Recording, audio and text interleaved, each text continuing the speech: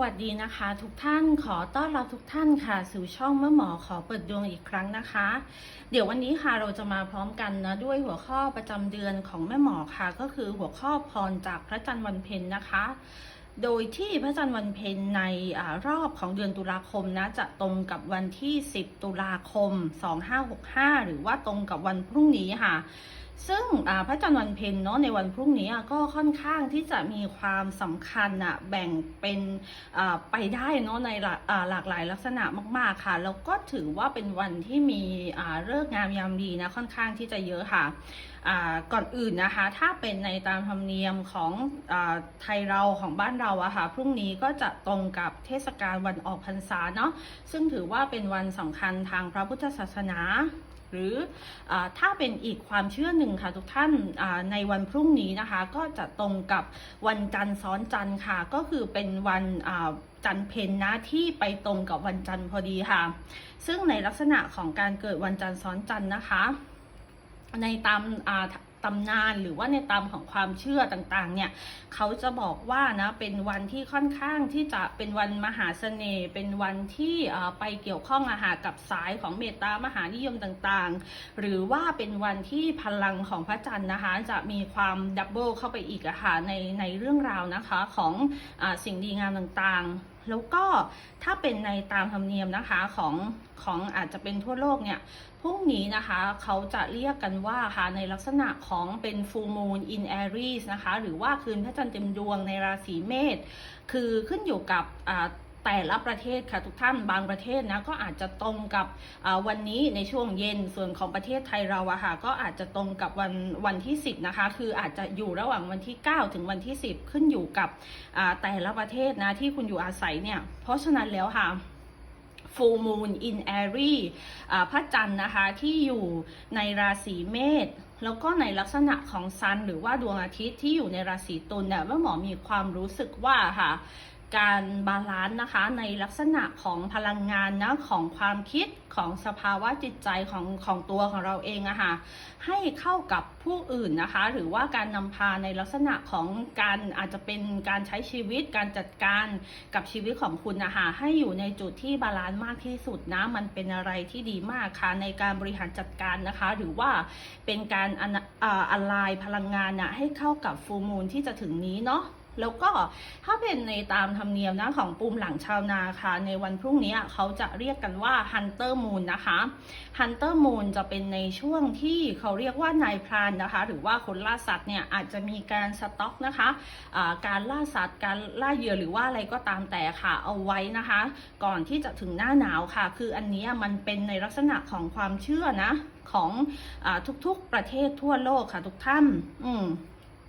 แล้วก็ตัวแม่หมอนะคะได้ไปศึกษามาได้ไปอ่านได้ไปดูนะในลักษณะของดีเทลเนี่ย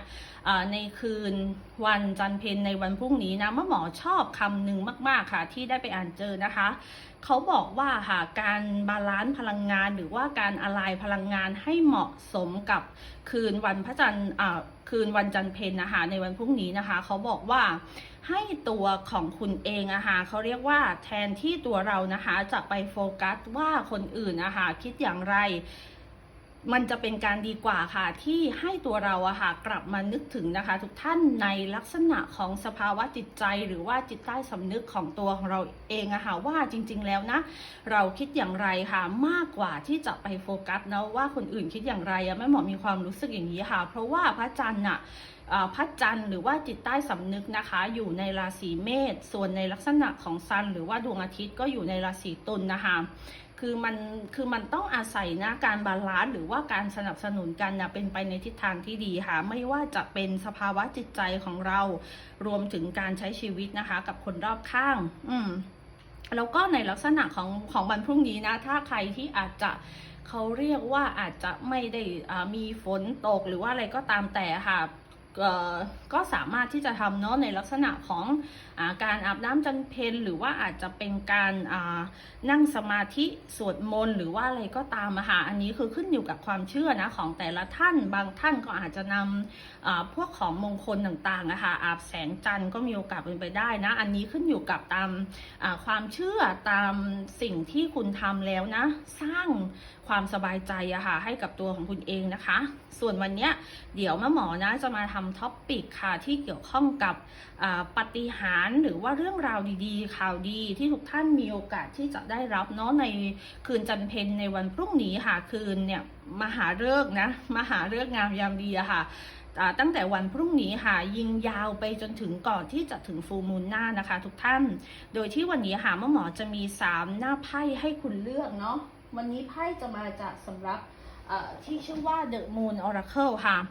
ไพ่กองแรกนะคะเป็นหมายเลข7เนาะคำว่า Visitor ไพ่กองที่2หมายเลข25ค่ะคำว่า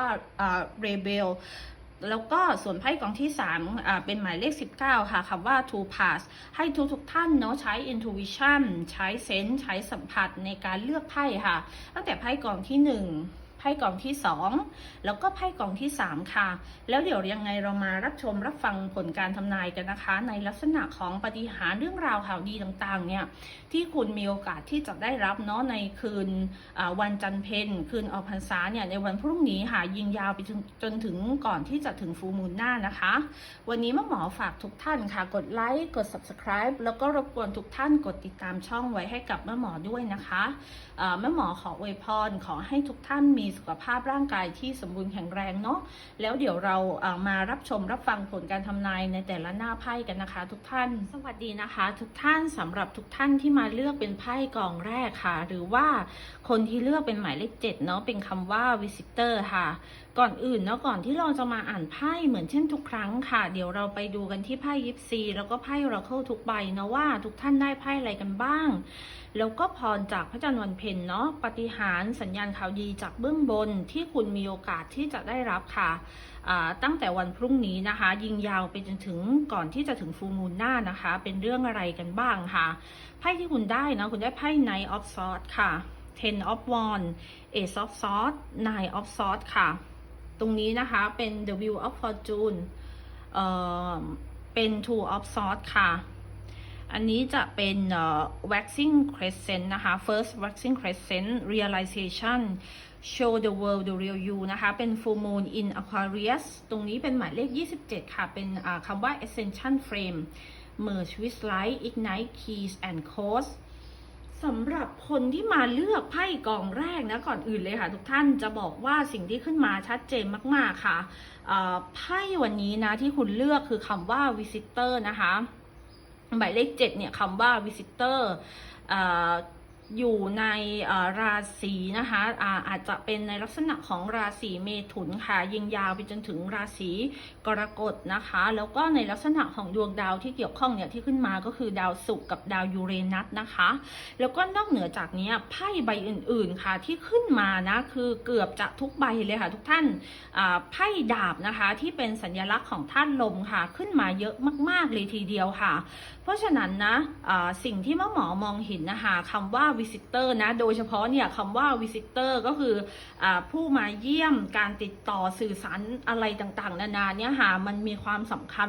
มากๆเลยค่ะทุกท่านกับตัวของคุณเองนะในช่วงตั้งแต่วันที่10ตุลาคมค่ะไปจนถึงก่อนที่จะถึงฟูลมูนหน้าหมอมองว่า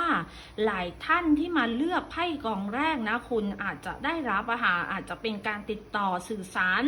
มาจากใครบางคนก็ได้ที่ตัวของคุณเองรอคอยนะคะการติดต่อสื่อสารอันนี้มันอาจจะแตกต่างกันค่ะขึ้นอยู่กับเรื่องที่ตัวของคุณรออยู่เนาะ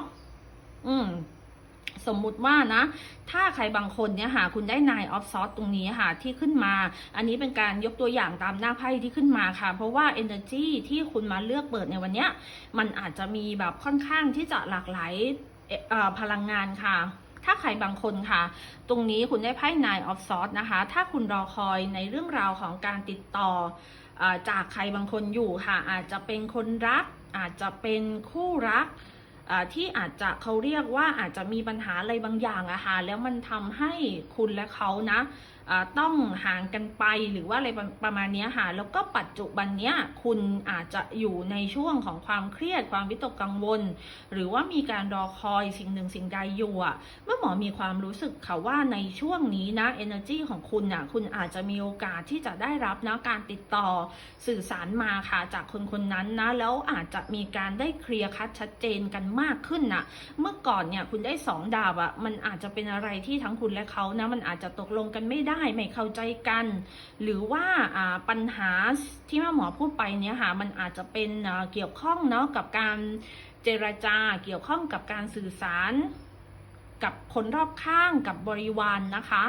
แล้วมันทำให้ทั้งคุณและเขาอะค่ะรู้สึกทุกข์พูดอะไรกันเนี่ยมันอาจจะไม่เข้าหูกันหรืออะไรก็ตามแต่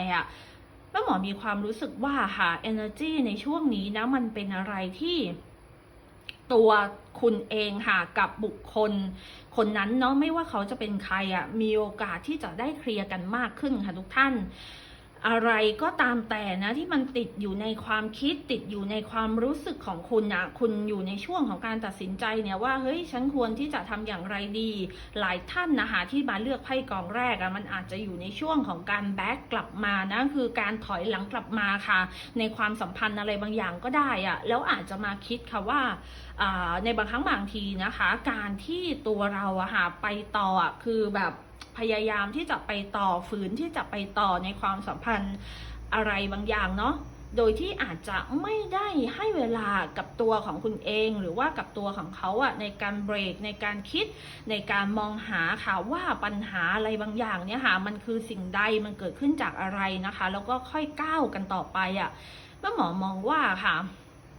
ถ้าคุณและเขานะมีการเบรกกันนะคะมาสักระยะเวลาหนึ่งแล้วเนาะมันมี potential ที่บุคคลเหล่านั้นจะมีการติดต่อเข้ามาค่ะเพื่อที่จะเคลียร์เพื่อที่จะคุยเนาะกับตัวของคุณเองมากขึ้นค่ะแล้วถ้าก่อนหน้านี้คุณรู้สึกว่าค่ะการเจรจาสื่อสารต่างๆเนี่ยมันเป็นอะไรที่บอกว่ายังไม่ลงตัวยังไม่ชัดเจนมันเป็นอะไรที่บอกว่าโหต่างคนต่างใส่อารมณ์ใส่ความรู้สึกต่างๆนานาเนี่ยค่ะ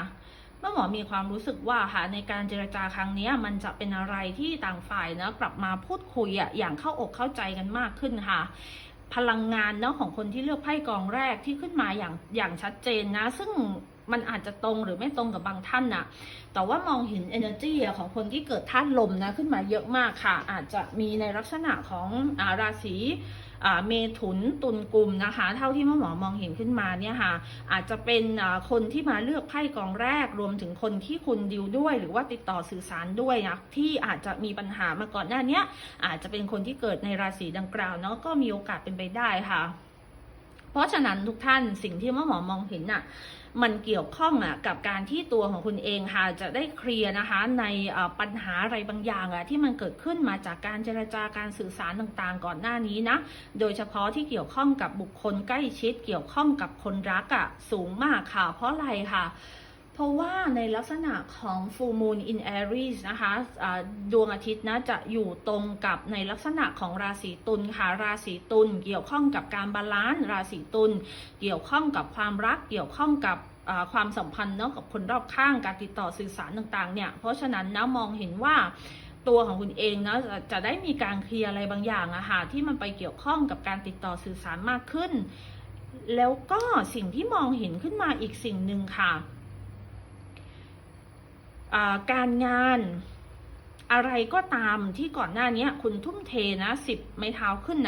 ที่คุณทุ่มเทที่คุณใส่ความพยายามเนี่ยทุกท่านเนี่ยตั้งแต่เนี่ยโปรเซสนะโหไพ่ Wheel of Fortune ในสำหรับนี้ขึ้นมาดีมากค่ะเนี่ยบางท่านอาจจะมีการใส่ความพยายามหรือว่าทุ่มเทอะไรบางอย่างลงไปก่อนหน้านี้นะในเรื่องราวของหน้าที่การงานเนี่ยคุณอาจจะเริ่มตั้งแต่หว่านเมล็ดพันธุ์เนี่ยค่ะแล้วถ้าคุณเห็นเมล็ดพันธุ์ต่างๆนะมันค่อยๆแบบเจริญเติบโตลงไปเรื่อยๆเพราะฉะนั้นแล้วค่ะสิ่งไหนก็ตามค่ะทุกท่านก่อนหน้านี้ที่คุณได้มีการลงทุนลงแรงหรือว่ามีความพยายามให้สิ่งนั้นนะมันประสบความสำเร็จค่ะมันมีความรู้สึกว่าถ้าก่อนหน้านี้คุณรู้สึกว่าโหมันมีปัญหามันมีอุปสรรคเนี่ยที่ทำให้คุณต้องฝ่าฟันมันไปแบบเยอะแยะมากมายหลายคนค่ะที่มาเลือกไพ่กองแรกนะอาจจะสตั๊กติดอยู่กับการงานอะไรบางอย่างที่คุณรู้สึกว่าเฮ้ยมันทำไมมันถึงมีปัญหามีอุปสรรคประเดประดังเข้ามาเนาะก่อนหน้านี้แล้วคุณอาจจะอยู่ในช่วงของการที่พยายามที่จะจัดการปัญหาต่างๆนานานะที่มันเคยเกิดขึ้นในเรื่องราวของการงานแม่หมอมีความรู้สึกว่าข่าวดีปาฏิหาริย์ข่าวดีจากเบื้องบนที่คุณมีโอกาสที่จะได้รับค่ะอะไรก็ตามแต่ทุกท่านที่มันเป็นปัญหาเป็นอุปสรรคมาขัดขวางเนาะ ในความรู้สึกของคุณค่ะถ้าเป็นในเรื่องของการงานนะปัญหาอุปสรรคอันนั้นมันมีโอกาสที่จะออกไปจากตัวของคุณเองมากขึ้นจากเมื่อก่อนที่คุณเคยทุกข์เคยเครียดเคยนอนไม่หลับหรือว่าอะไรก็ตามแต่ค่ะคุณจะมี potential เนาะในการมองหาหรือว่าเข้าใจวิธีการในการบริหารจัดการเนาะในเรื่องราวของการงานนะคะให้มันเป็นไปในทิศทางที่ดีมากขึ้นไพ่ตรงนี้นะคะเป็นในรูปของลักษณะของเขาเรียกว่าเป็นทางออกนะแล้วตรงนี้ก็อาจจะเป็นทางออกแล้วถ้าคุณมีกุญแจที่อยู่ในมือแล้วมาไขประตูนี้เข้าไปแม่หมอก็มองว่าคุณมี potential ที่จะเจอนะอาจจะเป็นโอกาสใหม่ๆต่างๆนานาเนี่ยที่คุณอาจจะรู้สึกว่าเฮ้ยถ้าฉันนะรู้ว่าทำแบบนี้มันจะดีต่อชีวิตเนี่ยฉันทำไปนานแล้วหรือว่าอะไรประมาณนี้แล้วก็ในไพ่ตรงนี้ค่ะคุณได้คำว่า Ascension Frame Merge with Light Ignite Key and Code คำว่า Keys and Code นะมันเป็นอะไรที่สำคัญมากๆค่ะ Key and Code ก็อาจจะไปเกี่ยวข้องกับการที่ตัวคุณนะจะเจอคำตอบเนี่ย realization ก็คือการเข้าอกเข้าใจถึงกุญแจอะไรบางอย่างเนาะในการไขคำตอบในการแก้ไขปัญหาอุปสรรคต่างๆที่มันดีมากขึ้นแล้วยามใดก็ตามแต่เหมือนที่แม่หมอพูดไปก่อนหน้านี้ถ้าคุณมีคีย์คุณมีกุญแจอยู่ในมือคุณมีโค้ดเนี่ยที่สามารถที่จะป้อนรหัสเข้าไปเนาะแม่หมอมีความรู้สึกว่าคุณจะได้เจอนะกับหน้าต่างบานใหม่ได้เจอเนี่ยกับสภาวะแวดล้อมใหม่ๆหรือว่าเจออะไรบางอย่างทุกท่านที่มันเป็นสิ่งใหม่ๆที่มันมีความสดใสมากยิ่งขึ้นค่ะสิ่งที่แม่หมอพูดไปเนี่ยมันอาจจะไปเกี่ยวข้องนะกับการบริหารจัดการในแง่ของความสัมพันธ์ที่ดีขึ้นก็ได้ค่ะอาจจะได้มีการตกลงเจรจาเนาะในแง่ของความสัมพันธ์ที่ดีขึ้นหรือถ้าใครก็ตามค่ะคือแม่หมอนะมองเห็นถึงการติดต่อสื่อสารขึ้นมาเยอะมากๆเลยทีเดียวค่ะคือเป็นลักษณะของการสื่อสารเยอะมากค่ะถ้าก่อนหน้านี้ค่ะก่อนหน้านี้นะเขาจะมีในลักษณะของ Mercury retrograde หรือว่าเป็นในลักษณะของดาวพุธเดินถอยหลังนะคะอาจจะอยู่ในช่วงของประมาณช่วงเดือนกันยายนจนถึงน่าจะประมาณ2ตุลานะถ้าแม่หมอจะไม่ผิดเนี่ย Mercury retrograde ก่อนหน้านี้มันอาจจะทำให้ในลักษณะของการสื่อสารการติดต่อการเจรจาไม่ว่าจะเป็นกับลูกค้ากับใครใดๆก็ตามค่ะทุกท่านในชีวิตมันอาจจะมีการสื่อสารผิดพลาดมันอาจจะมีความดีเลย์ไปหรืออะไรก็ตามแต่แม่หมอมองค่ะว่าในช่วงนี้นะก็อาจจะเป็นในลักษณะของหลังจากที่ Mercury retrograde แล้วเหมือนกันนะคะหลังจากที่เขาเรียกว่าสิ้นสุดนะคะในลักษณะของ Mercury retrograde หรือว่าดาวพุธเดินถอยหลังเนี่ยค่ะการเจรจาการติดต่อการสื่อสารอันใดก็ตามแต่ค่ะมันจะมีโอกาสที่จะโฟล์มากขึ้นค่ะทุกท่าน The Wheel of Fortune ตรงนี้ขึ้นมานะกงล้อแห่งโชคชะตาต่างๆเนี่ยที่เป็น Destiny ที่เป็นโชคชะตาของคุณนะจะทำงานแบบปกติมากขึ้นต้องหมอมีความรู้สึกอย่างนี้ค่ะแล้วก็เนื่องด้วยอิทธิพลนะในเรื่องราวของหลังจากที่สิ้นสุดดาวพุธเดินถอยหลังแล้วคุณได้คำว่า show the world the real you ด้วยค่ะคุณมีโอกาสที่จะได้ลงมือแอคชั่นทำอะไรบางอย่างเนาะที่ตัวคุณปรารถนาค่ะให้มันประสบความสำเร็จนะคุณก็มีโอกาสที่จะได้แอคชั่นค่ะในช่วงนี้ด้วยเหมือนกันนะมองเห็นถึงการติดต่อสื่อสารมาจากใครบางคนรวมถึงการติดต่อสื่อสารของตัวของคุณเองไปสู่โลกไปสู่ทุกสิ่งทุกอย่างที่มันดีมากขึ้นไร้ปัญหาอุปสรรคนะมากขึ้นทุกสิ่งทุกอย่างมันมีโอกาสที่จะเป็นไปตามวงจรเป็นไปตามกงล้อแห่งโชคชะตาที่ดีมากขึ้นเนาะมีความรู้สึกอย่างนี้ค่ะแล้วคุณมีโอกาสที่จะเจอเขียนโค้ดนะหรือว่าเป็นในลักษณะของเขาเรียกว่ากุญแจกุญแจในการไขประตูเนี่ยออกไปนะสู่สิ่งใหม่ๆที่ดีกว่าค่ะทุกท่านแล้วก็เดี๋ยววันนี้แม่หมอจะมาเปิดไพ่ปิดสรุปกันนะคะจะใช้สำหรับ Sacred Traveler ค่ะแล้วก็แม่หมอขอบอกอีกนิดนึงเนาะคนที่มาเลือกไพ่กองแรกเนี่ยคุณได้หมายเลข7คำว่า Visitor ตรงนี้นะเป็นลักษณะของดาวยูเรนัสกับดาวศุกร์มันมีความรู้สึกว่าในช่วงนี้คุณมีโอกาสที่จะได้รับการติดต่อสื่อสารมาจากใครบางคนที่คุณอาจจะไม่ได้คาดคิดก็ได้ค่ะคือ เนื่องมาจากว่าฮอปปิ้งในวันนี้เนี่ยเป็นข่าวดีเพราะฉะนั้นค่ะการติดต่อสื่อสารของคุณมาในครั้งนี้มันอาจจะเป็นการมาค่ะของถ้าใครที่ยังโสดนะก็มีโอกาสที่จะมีนะในลักษณะของคนรักค่ะใหม่ๆเข้ามาในเวต่างๆที่มันเขาเรียกว่าคุณอาจจะไม่ได้คาดไว้ก็ได้ค่ะตัวอย่างคุณอาจจะเจอกันในโลกออนไลน์หรือว่าอะไรอย่างนี้ก็ได้นะคะหรือว่าบางคนน่ะก็อาจจะมีการติดต่อสื่อสารมาจากใครบางคนเพื่อที่จะมาช่วยเหลือคุณน่ะในเวต่างๆก็ได้ค่ะเพราะว่าตรงนี้ขึ้นมาเนาะแล้วอีกความหมายหนึ่งค่ะวิสิเตอร์ตรงนี้ค่ะตัวของคุณเองในช่วงนี้นะในช่วงวันพรุ่งนี้เขาเรียกว่าอาจจะมีเสน่ห์อะไรบางอย่างดึงดูดในแง่ของความรักนะให้หลากหลายคนเข้ามาก็ได้ค่ะโดยเฉพาะใครที่ยังโสดนะ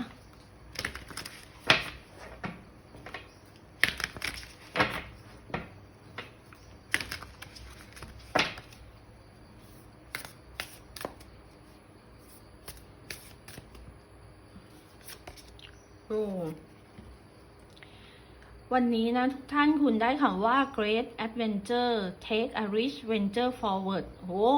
เหมือนที่บอกไปตรงนี้เลยค่ะ show the world the real you เนี่ยค่ะตรงนี้นะก็เป็นคำว่า great adventure เนาะ take a risk คือการออกมาผจญภัยทุกท่านการออกมาผจญภัยการกล้าการลองที่จะทำอะไรบางสิ่งบางอย่างที่ตัวคุณอยากที่จะทำการmoveการเคลื่อนไหวไปข้างหน้าค่ะการก้าวเดินต่อเพราะฉะนั้นแล้วสิ่งที่หมอมองเห็นค่ะถ้าใครที่หวังเนาะในเรื่องราวของการได้เดินทางอาจจะเดินทางไปต่างประเทศหรือว่าทำอะไรก็ตามแต่ที่มันเกี่ยวข้องกับการmovementการเปลี่ยนแปลงคุณมีโอกาสที่จะได้รับเนาะรวมถึงสิ่งที่หมอพูดมาก่อนหน้านี้ที่มันไปเกี่ยวข้องเนาะกับการติดต่อสื่อสารมาจากใครบางคนอาจจะเป็นคนที่อยู่แดนไกลเนาะก็มีโอกาสเป็นไปได้นี่เป็นสิ่งที่ขึ้นมาจากหน้าไพ่นะคะโอเคค่ะหมอคิดว่าน่าจะครบถ้วนแล้วค่ะสำหรับคนที่มาเลือกเป็นไพ่กองแรกหรือว่าคนที่เลือกหมายเลข7ค่ะคำว่า visitor วันนี้หมอฝากทุกท่านกดไลค์กด subscribe แล้วก็รบกวนทุกท่านเนาะกดติดตามช่องไว้ให้กับหมอด้วยค่ะหมอขออวยพรขอให้ทุกท่านมีสุขภาพร่างกายที่สมบูรณ์แข็งแรงนะคะแล้วเดี๋ยวเราไว้เจอกันใหม่ในคลิปหน้าค่ะคลิปนี้สวัสดีนะคะทุกท่านสวัสดีนะคะทุกท่านสำหรับทุกท่านที่มาเลือกเป็นไพ่กองที่2หรือว่าคนที่เลือกเป็นหมายเลข25ค่ะคำว่า Rebel เนาะก่อนอื่นค่ะก่อนที่เราจะมาอ่านไพ่กันว่าปาฏิหาริย์ข่าวดีจากเบื้องบนนะที่คุณมีโอกาสที่จะได้รับเนี่ยในคืนวันจันทร์เพ็ญพรุ่งนี้นะยิงยาวไปจนถึงก่อนที่จะถึงฟูลมูนในรอบหน้าเนี่ยเป็นเรื่องอะไรกันบ้างค่ะเราไปดูกันที่ไพ่ยิปซีแล้วก็ไพ่ออราเคิลในทุกใบกันก่อนเนาะคุณได้ไพ่ The Lovers Wheel of Fortune ค่ะ Ace of Pentacles Two of Pentacles Page of Swords อันนี้จะเป็น Ten of Swords นะคะอันนี้จะเป็น Blue Moon ค่ะ The Unexpected Your Commitment is being tested เป็น First Quarter Moon ตรงนี้นะคะวันนี้ไพ่อาจจะเต็มนิดนึงนะหมายเลข11ค่ะ Look for the sign Pay attention Expect an answer สำหรับคนที่มาเลือกไพ่กองที่2นะสิ่งที่หมอค่ะมองเห็นขึ้นมาชัดเจนมากๆค่ะคือต้องบอกค่ะว่าในวันนี้นะไพ่ที่ขึ้นมานะตั้งแต่กองที่1แล้วค่ะเกี่ยวข้องกับในเรื่องราวของการได้รับข่าวสารการได้รับความโชคดีอะไรบางอย่างที่มันอาจจะเข้ามาเนาะในเวหรือว่าในวิธีที่ตัวของคุณเองเนาะคาดไม่ถึงหรือว่ามาจากซอสมาจากแหล่งอะไรบางอย่างเนี่ยที่คุณอาจจะคาดไม่ถึงนะก็มีโอกาสเป็นไปได้ค่ะเพราะฉะนั้นค่ะต้องบอกว่าคนที่เลือกไพ่กองที่2นะตรงกับคอนเซปต์ที่ว่า expect the unexpected ก็คือให้ตัวคุณค่ะสามารถที่จะคาดหวังนะคะในลักษณะของสิ่งดีๆต่างๆนานาเนี่ยที่มีโอกาสที่จะเกิดขึ้นนะในมุมมองที่คาดไม่ถึงค่ะก็คือคาดหวังในอะไรบางอย่างที่มันอาจจะคาดไม่ถึงนะสิ่งที่หมอมองเห็นขึ้นมาค่ะพลังงานในวันนี้มันอาจจะขึ้นมาค่อนข้างที่จะหลากหลายเนาะแต่ว่าสิ่งที่เห็นขึ้นมาชัดเจนค่ะ ตัวของคุณเองเนาะอาจจะเป็นคนหนึ่งที่ก่อนหน้านี้คุณได้ไพ่10 ดาบตรงนี้คุณได้ไพ่2 เหรียญถ้าเป็นในเรื่องราวของการเงินน่ะคุณอาจจะสตั๊กเนาะอยู่กับรายจ่ายอะไรบางอย่างก็ได้ค่ะอาจจะมีปัญหาในเรื่องราวของภาระค่าใช้จ่ายมีปัญหาในเรื่องราวของหนี้สินหรือว่าตัวของคุณเองอาจจะพยายามที่จะบริหารจัดการค่ะในแง่ของการเงินนะให้อยู่ในเกณฑ์ที่ดีที่สุดหรือแม้กระทั่งค่ะหลายท่านเนี่ยอาจจะรอคอยนะเนี่ย the unexpected ก็คือปาฏิหาริย์อะไรบางอย่างอะในแง่ของการเงินเพื่อที่จะให้สิ่งเหล่านั้นค่ะมันเกิดขึ้นนะก็มีโอกาสเป็นไปได้แล้วที่ผ่านมาค่ะมันมีความรู้สึกว่าค่ะคุณอาจจะเป็นคนหนึ่งที่ผ่านการทดสอบผ่านการเทสหรือว่าอะไรก็ตามแต่มาเยอะแยะมากมายเลยค่ะ your commitment is being tested เนี่ยมันอาจจะเป็นในเรื่องราวที่ว่านะคะตัวของคุณเองอาจจะรู้สึกว่าก่อนหน้านี้ทำไมมันมีแบบทดสอบอะไรมากมายต่างๆนานาเนี่ยที่มันเกิดขึ้นนะในบางครั้งบางทีแบบทดสอบอันนั้นเนาะมันอาจจะทำให้หลากหลายคนรู้สึกยอมแพ้รู้สึกโอ้โหสิ้นหวังรู้สึก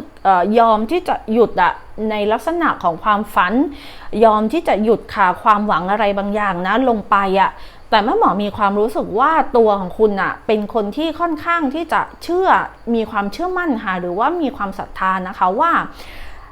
อะไรก็ตามแต่ที่คุณรอคอยค่ะมันมีโอกาสที่จะได้รับมานะคะอย่างแน่นอนค่ะไม่ว่าเมื่อไหร่ก็เมื่อนั้นนะเพราะฉะนั้นคุณเป็นคนหนึ่งที่ค่อนข้างที่จะมีความศรัทธานะอยู่ในตัวเสมอไม่ว่าก่อนหน้านี้จะมีแบบทดสอบอะไรต่างๆนานาเข้ามาค่ะทุกท่านจะบอกว่าเนาะในบางครั้งบางทีค่ะแบบทดสอบนะที่คนเราเจอมันอาจจะเป็นอะไรบางอย่างเนะที่ทำให้ตัวของเราเอง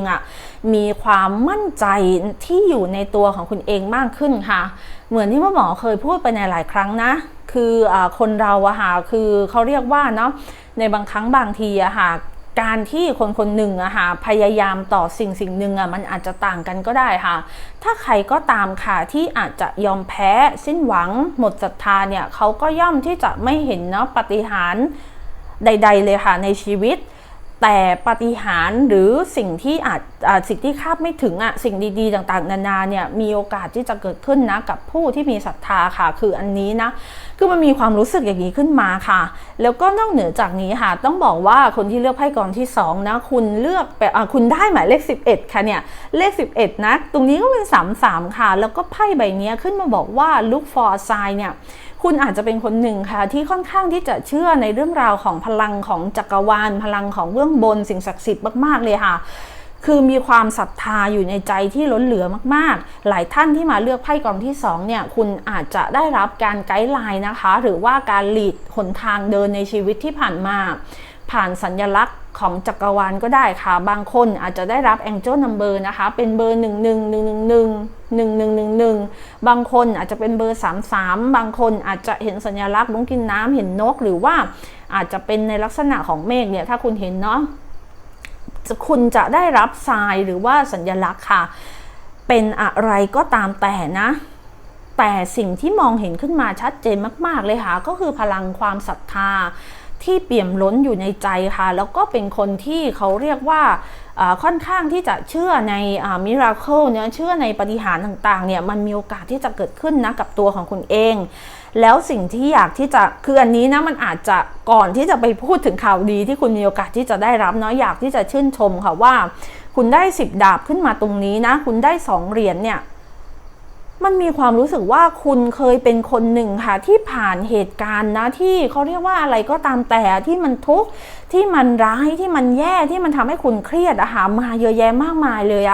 แต่มันไม่มีอะไรนะที่มาหยุดยั้งความศรัทธาที่อยู่ในตัวของคุณเองได้ค่ะเพราะว่าตรงนี้ขึ้นมาบอกว่า your commitment is being tested เพราะฉะนั้นค่ะไม่ว่าจะเป็นปัญหาอุปสรรคอันใดก็ตามแต่คุณก้าวผ่านมันมาได้ตลอดค่ะทุกท่าน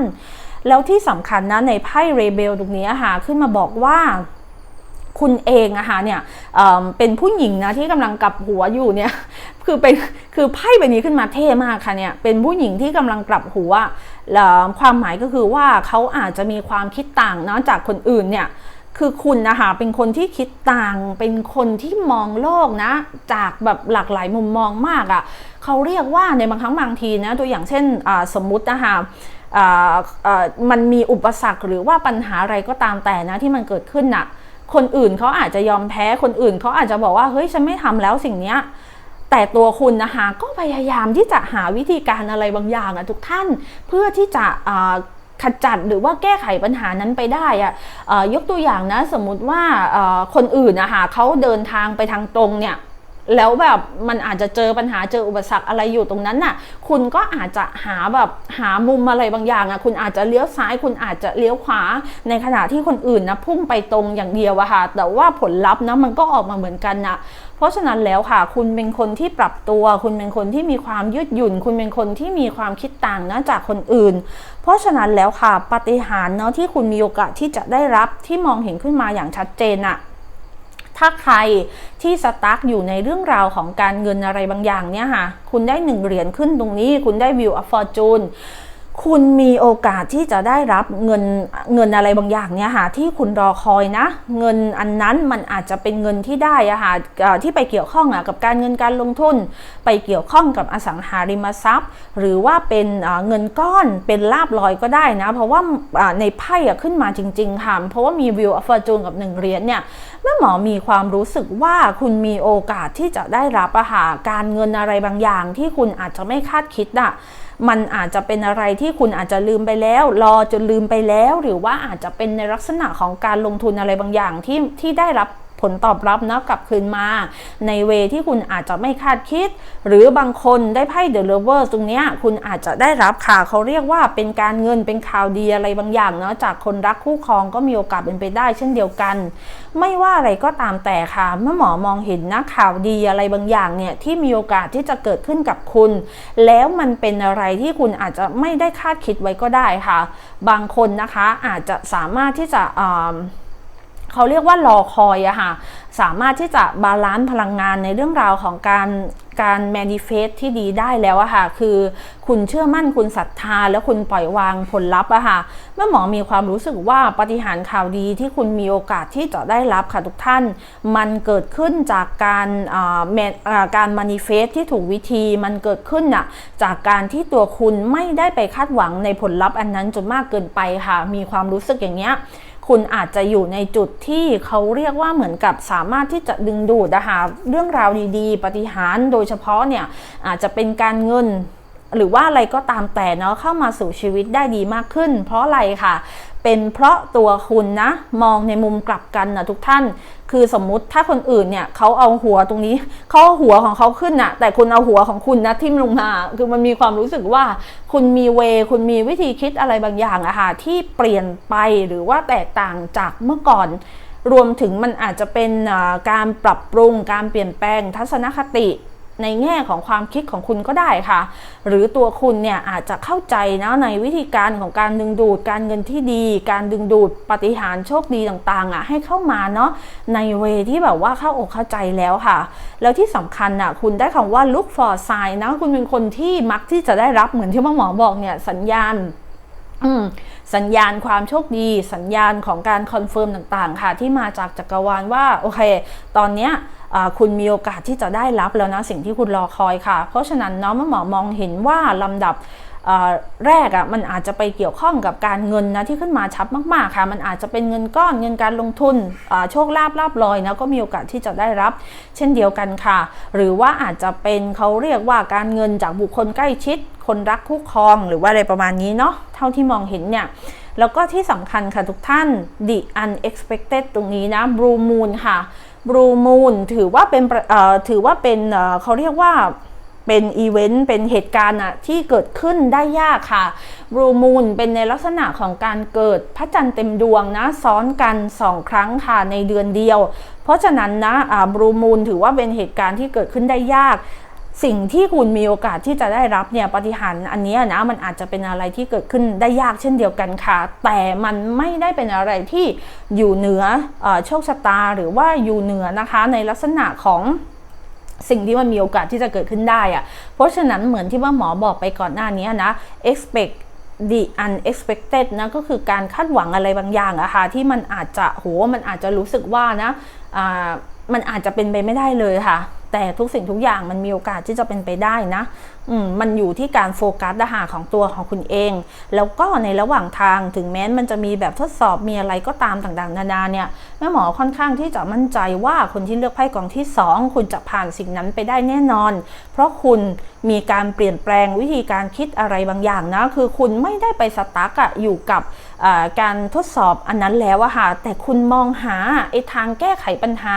ที่มันแตกต่างไปจากเดิมค่ะซึ่งมันเป็นสิ่งที่ดีมากนะคะโอเคแล้วเดี๋ยววันนี้แม่หมอจะมาเปิดไพ่ปิดท้ายกันค่ะวันนี้แม่หมอจะใช้สำรับที่ชื่อว่าSacred Traveler นะคะเรามาดูกันเพิ่มเติมค่ะทุกท่านว่าต้องเหนือจากที่แม่หมอพูดไปก่อนหน้านี้แล้วเนาะปาฏิหาริย์สัญญาณข่าวดีสิ่งใดมีโอกาสที่จะเกิดขึ้นกับคุณบ้างถ้าคุณเห็นในไพ่ Wheel of Fortune ตรงเนี้ยเป็นประตูบานใหม่เหมือนกันนะเนี่ยที่กำลังนำพาคุณไปสู่ทางที่อยู่ข้างหน้าเนี่ยสุดลูกหูลูกตาเลยค่ะมันมีความรู้สึกว่าโอกาสใหม่โชคดีต่างๆจะเอื้ออำนวยให้กับคุณมากขึ้นค่ะ Wheel of Fortune นะก็เป็นไพ่ของดาวพฤหัสบดีด้วยนะแล้วแม่หมอมีความรู้สึกว่าค่ะในช่วงของจันทร์เพญน่าจะเมื่อวานนะแม่หมอมองเห็นนะในลักษณะของดาวพฤหัสบดีเนี่ยที่อยู่เคียงคู่กับดวงจันทร์ด้วยค่ะเพราะฉะนั้นดาวพฤหัสบดีเกี่ยวข้องกับกู๊ดลัคเกี่ยวข้องกับความโชคดีต่างๆนานาการขยับขยายเนาะเพราะฉะนั้นคุณมีโอกาสที่จะได้รับค่ะ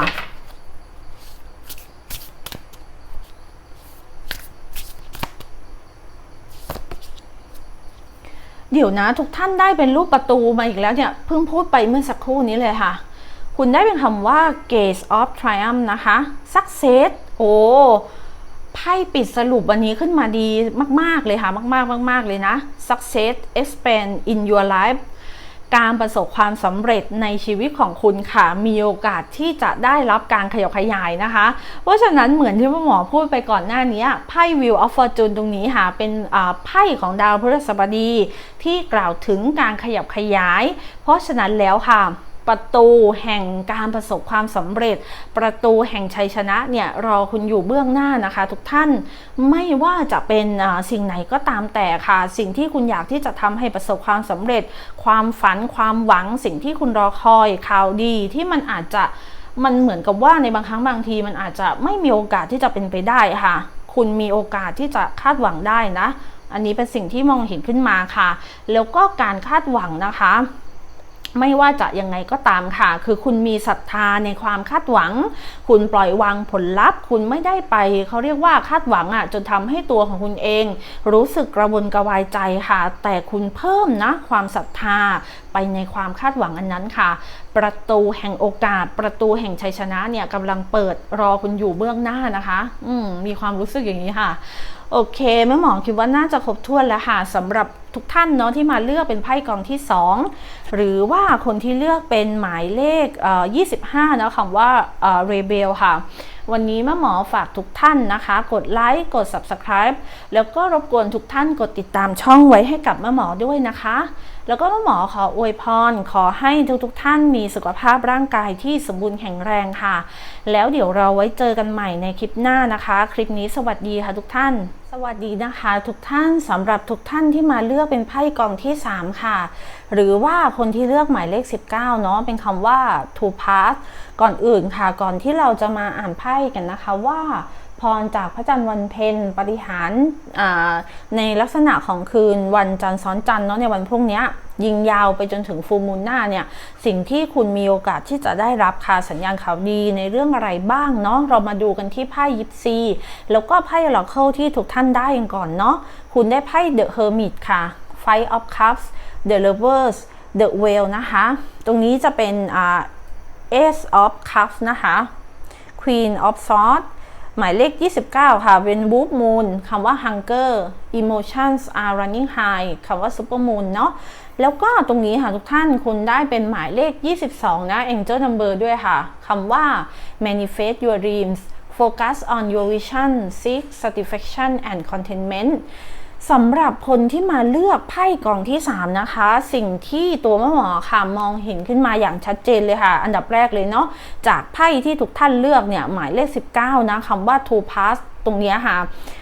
เกี่ยวข้องกับดาวจันทร์ซึ่งก็คือตรงกับท็อปิกของแม่หมอในวันนี้ด้วยนะเกี่ยวข้องกับดาวจันทร์เกี่ยวข้องกับในลักษณะของดาวพฤหัสบดีที่เป็นการขยับขยายการมองโลกในแง่ดีการเดินทางต่างๆเนี่ยเพราะฉะนั้นค่ะใครบางคนเนาะที่มาเลือกไพ่กองที่3ในหลายคนนะอาจจะอยู่ระหว่างการตัดสินใจระหว่าง2ตัวเลือกในชีวิตหรือว่าอาจจะหลายๆช้อยหลายๆตัวเลือกในชีวิตก็ได้ค่ะว่าคุณควรที่จะตัดสินใจอย่างไรดีนะแล้วเท่าที่มองเห็นขึ้นมาค่ะหลายคนเนี่ยค่ะอาจจะใช้ระยะเวลาก่อนหน้านี้คุณมีไพ่เดอะเฮอร์มิตขึ้นด้วยนะมันอาจจะเป็นระยะเวลาค่ะทุกท่านในการที่ตัวของคุณเองนะแบ็กกลับมาถามจิตใจของคุณนะว่าโอเคฉันควรที่จะเดินไปในดิเรกชันไหนนะทางไหนมันคือทางที่จะนำพาคุณค่ะไปสู่จิตวิญญาณที่ดีที่สุดทางไหนเป็นทางที่สามารถที่จะตอบโจทย์ในลักษณะของความต้องการที่อยู่ภายใต้จิตสำนึกของคุณจริงๆมันมีความรู้สึกอย่างนี้ขึ้นมาค่ะเพราะฉะนั้นค่ะสิ่งที่แม่หมอนะมองเห็นนะปาฏิหาริย์หรือว่าสัญญาณข่าวดีที่คุณมีโอกาสที่จะได้รับเนี่ยก็คือการสตาร์ททำอะไรบางสิ่งบางอย่างนะตามที่จิตวิญญาณของคุณเรียกร้องค่ะเพราะว่าเลข1กับเลข9นะทุกท่านเลข1เนี่ยคือเลขของการสตาร์ท new beginning เริ่มต้นสิ่งใหม่ๆเลข9คือเลขของการเข้าใจจิตวิญญาณนะแล้วก็เลข9ก็เป็นเลขของไพ่เดอะเฮอร์มิตด้วยเพราะฉะนั้นแล้วค่ะข่าวดีที่คุณมีโอกาสที่จะได้รับเนี่ยก็คือการตัดสินใจการตัดสินใจเนาะจบออกมาค่ะจากอะไรบางอย่างในชีวิตในบางมิติในบางจุดที่มันไม่ได้นำพาคุณนะไปสู่จุดประสงค์สูงสุดค่ะในแง่ของจิตวิญญาณก็ได้ในแง่ของความรู้สึกในแง่ของจิตใต้สำนึกหรืออะไรก็ตามแต่ค่ะที่คุณประสงค์เนาะแล้วก็ก้าวเดินไปตามทิศตามทางที่เสียงภายในหัวใจของคุณนะมันเรียกร้องมากขึ้นค่ะในช่วงนี้มันอาจจะเป็นช่วงที่คืนฟูลมูนพรุ่งนี้อาจจะมีเอฟเฟกต์มีอิทธิพลกับตัวของคุณเองในแง่ของการเขาเรียกว่านำพาค่ะสัญชาตญาณที่อยู่ภายใน intuition หรือว่าการตัดสินใจอะไรบางอย่างค่ะที่มันกำลังที่จะเกิดขึ้นเนี่ยคุณจะตัดสินใจเนาะเลือกสิ่งนั้นด้วย intuition ด้วยสัญชาตญาณภายในค่ะมากขึ้นเป็นสิ่งที่มองเห็นนะแล้วก็ใครที่มาเลือกไพ่กองที่3ถ้าคุณหวังค่ะในเรื่องราวเนาะของการเดินทางเนี่ยเพราะว่าไพ่ใบนี้นะเกี่ยวข้องกับในเรื่องราวของการเดินทางไม่ว่าจะเป็นการเดินทางไปทำงานการเดินทางก้าวออกมาเนาะอาจจะเป็นจากความรักครั้งเก่าก่อนก็ได้เนี่ย5ถ้วยตรงนี้นะกับ8ถ้วยมันอาจจะเป็นการเดินหันหลังค่ะให้ความรักเก่าๆให้สิ่งเก่าๆที่มันอาจจะไม่ได้ตอบโจทย์เนาะในการใช้ชีวิตคุณยามใดก็ตามแต่ค่ะที่คุณสามารถที่จะสลัดเนาะปัจจัยเก่าๆความทุกข์ในอดีตนะคะในบางเรื่องบางราวเนี่ยที่มันทำให้ตัวของคุณเองนะรู้สึกสตั๊กอยู่ยามใดที่คุณปล่อยสิ่งเหล่านี้นะออกไปอย่างเบ็ดเสร็จเด็ดขาดค่ะก้าวใหม่ๆเนี่ยค่ะทุกท่านก้าวใหม่ๆมันย่อมที่จะเกิดขึ้นแน่นอนแล้วที่สำคัญนะคะในไพ่เดอะเวลตรงนี้นะขึ้นมาค่ะเป็นผู้หญิงที่กำลังถือในลักษณะของเพนดูลัมนะเป็นลักษณะของเพนดูลัมขึ้นมาเนี่ยค่ะแล้วก็อาจจะเขาเรียกว่าเหมือนกับกำลังเลือกเพนดูลัมนะคะก็เกี่ยวข้องกับการเขาเรียกว่าเป็นการเลือกสิ่งที่มันดีที่สุดนะตรงนี้คุณก็กำลังใช้เพนดูลัมเนาะอาจจะเป็นในการเลือกในการดูสิ่งที่มันเป็นสิ่งที่เหมาะสมกับ energy หรือว่าพลังงานของคุณส่วนตรงนี้ก็เป็นในลักษณะของการเลือกเส้นทางเนี่ยระหว่าง2เส้น2ทางเหมือนกันเพราะฉะนั้นแล้วไม่ว่าอะไรก็ตามค่ะทุกท่านไม่ว่าเส้นทางไหนก็ตามที่คุณตัดสินใจที่จะก้าวเดินไปเนี่ยเส้นทางนั้นจะนำพาคุณไปสู่ทิศทางที่ดีที่สุดแน่นอนแล้วมีความรู้สึกค่ะว่าในบางคนที่มาเลือกไพ่กองที่3ถ้าคุณอยากที่จะจับทั้ง2ทางเลือกทั้ง2ทางค่ะคุณก็จะสามารถที่จะบริหารจัดการได้ทั้ง2ทางเช่นเดียวกันสิ่งที่หมอมองเห็นเนี่ยคุณได้ไพ่ใบนี้ขึ้นมานะคำว่า manifest your dreams เป็นในลักษณะของรุ้งกินน้ำนะข้างบนก็มีบ้านเนี่ยมีบ้านหลังแบบงามมากๆอ่ะมีในลักษณะของครอบครัวที่กำลังอยู่อาศัยกันอ่ะเพราะฉะนั้นค่ะความฝันของคนที่เลือกไพ่กองที่3บางคนนะคะอาจจะหวังในเรื่องราวของการสร้างฐานะครอบครัวที่มีความสุขแล้วตัวของคุณเองอาจจะอยู่ระหว่างทางเลือกในการตัดสินใจระหว่างสองทางเดินเนี้ยที่เหมาะสมนะคะบางคนอาจจะเลือกอยากที่จะเดินทางแล้วไปทำงานต่างประเทศเพื่อที่จะมาเติมความฝันนะคะให้กับตัวคุณคนในครอบครัวที่ดีแล้วในบางครั้งบางทีคุณอาจจะรู้สึกว่านะคือมันรู้สึกว่าเฮ้ยมันอาจจะยังตัดสินใจไม่ได้ตัดสินใจยังไม่เด็ดขาดหรือว่ากำลังมองหาคำตอบอะไรบางอย่างอยู่ค่ะแม่หมอมีความรู้สึกว่าเนาะในเร็ววันนี้คุณจะสามารถที่จะมองหาคำตอบนะในสิ่งนี้ได้แน่นอนค่ะอันนี้เป็นสิ่งที่มองเห็นแล้วถ้าใครก็ตามค่ะที่อยากที่จะมีบ้านมีอาจจะมีสร้างบ้านสร้างครอบครัวมีบ้านแสนสุขหรือว่ามีในลักษณะของการซื้ออสังหาริมทรัพย์อันใดก็ตามแต่ที่คุณปรารถนาเนาะไม่ว่าความฝันนั้นเป็นอะไรค่ะแม่หมอมีความรู้สึกว่าในช่วงนี้คุณจะค้นพบเส้นทางเดินที่นำพาคุณนะไปสู่การประสบความสำเร็จอันนี้แน่นอนค่ะสิ่งที่สำคัญมากที่สุดนะก็คือการโฟกัสค่ะโฟกัส on your vision เนาะให้คุณโฟกัสค่ะในความฝันในสิ่งที่คุณปรารถนาเนาะแล้วก็ไม่ว่าคุณจะเลือกอะไรก็ตามแต่ค่ะทุกท่านเลือกเส้นทางที่จะนำพาคุณไปสู่ฝั่งฝันอันนั้นเนาะให้ได้มากที่สุดค่ะแม่หมอมีความรู้สึกว่าคนที่เลือกไพ่กองที่3นะไม่ว่าคุณจะตัดสินใจเลือกเส้นทางไหนก็ตามแต่ค่ะที่จะนำพาคุณนะไปสู่การประสบความสำเร็จสูงสุดการได้ตอบโจทย์ในแรงปรารถนาต่างๆในชีวิตเนี่ย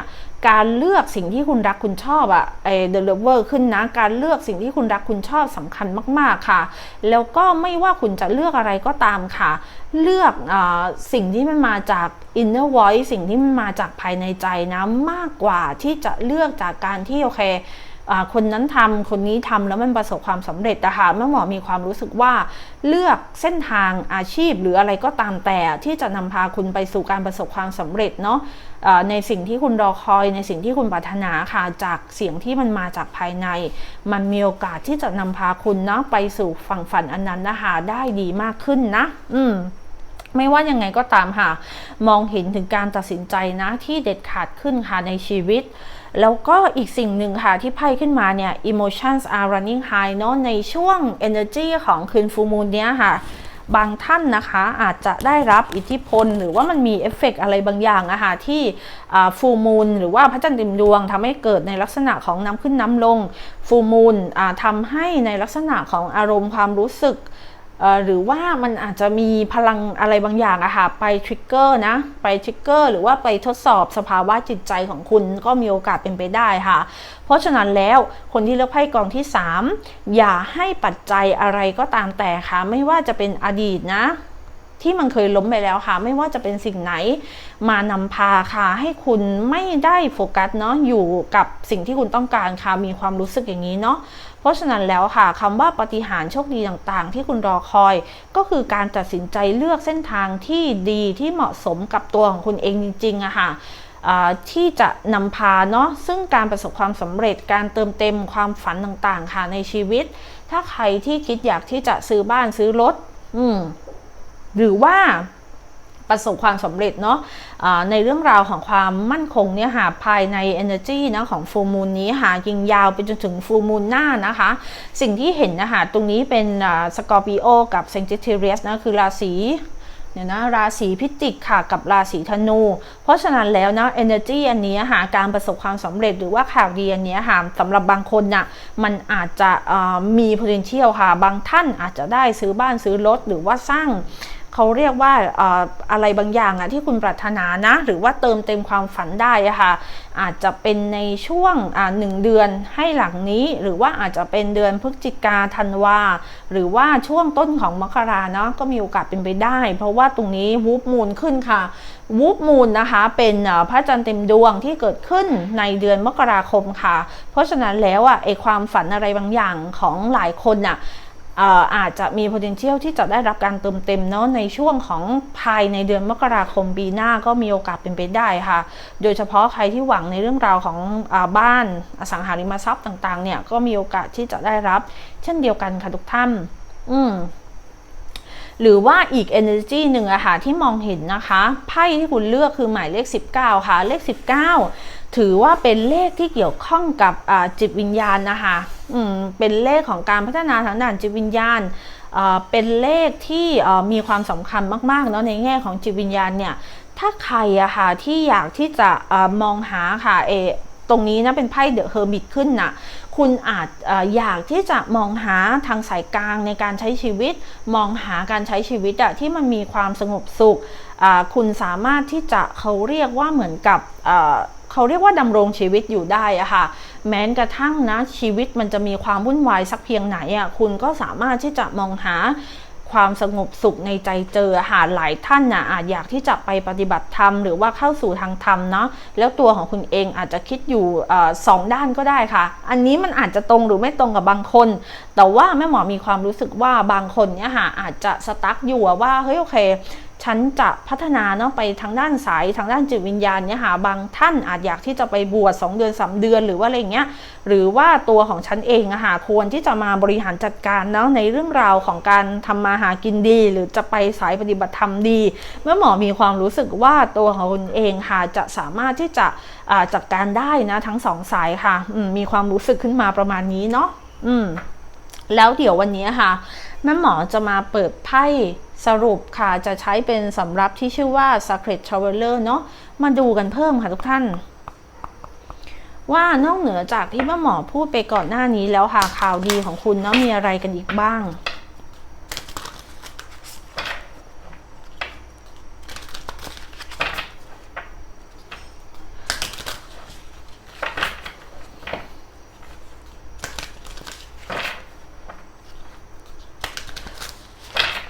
หรือว่าหลายคนนะคะข่าวดีที่คุณมีโอกาสที่จะได้รับเนี่ยถ้าเป็นในแง่ของการพัฒนาทางด้านจิตวิญญาณการปฏิบัติในสายต่างๆคุณมีโอกาสที่จะเข้าถึงนะhigher self หรือว่าจิตวิญญาณที่อยู่สูงขึ้นไปของตัวของคุณเองได้ค่ะ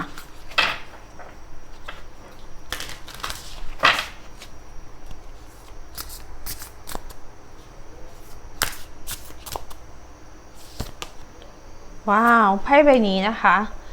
คุณได้คำว่า ascending the mountain keep going forward ค่ะโอ้ไพ่ขึ้นมาชัดมากๆค่ะจงก้าวเดินต่อไปนะทุกท่านคือเหมือนที่แม่หมอเคยพูดหลายครั้งนะเวลาที่ไพ่ใบนี้ขึ้นนะคะคุณเป็นคนที่เคยผ่านนะเนี่ยเคยเดินผ่าน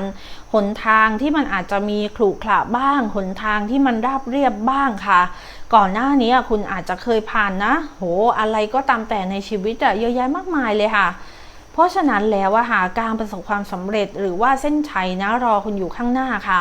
ให้คุณนะจงก้าวเดินต่อไปค่ะอย่าย่อท้อนะต่อปัญหาหรือว่าอุปสรรคใดๆค่ะเพราะว่าอะไรค่ะเพราะว่าในบางครั้งบางทีนะสัญลักษณ์ของภูเขาเนี่ยที่ขึ้นมาตรงนี้ค่ะภูเขานะนอกเหนือจากในบางครั้งมันอาจจะเป็นปัญหาเป็นอุปสรรคหรือว่าเป็นอะไรก็ตามที่คุณต้องดันด้นฝ่าฟันหรือว่าเดินทางไปแต่